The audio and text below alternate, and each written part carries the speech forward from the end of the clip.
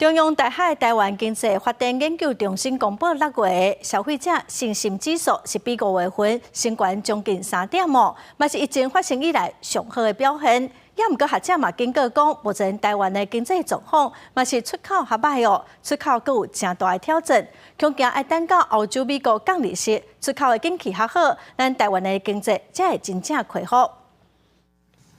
国内消费信心慢慢回稳，中央大学财经中心发布6月消费者信心指数的总指数是66.66点，比5月增加2.99点，是疫情以来上大上升幅度。其中又个以投资股市的时机增加上多，只是伫咧国际资金继续退出的情形下，台股伫咧第7是开价行价，盘中盘超过100点，指数盘破17000。股票投资时机呢？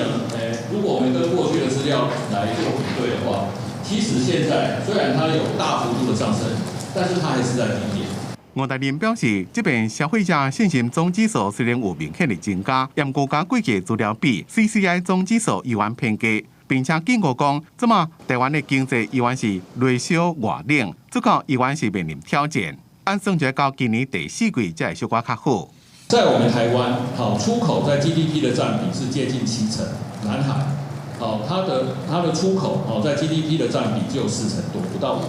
那中国呢，它的出口在它 GDP 的占比连2%都不到。我们台湾，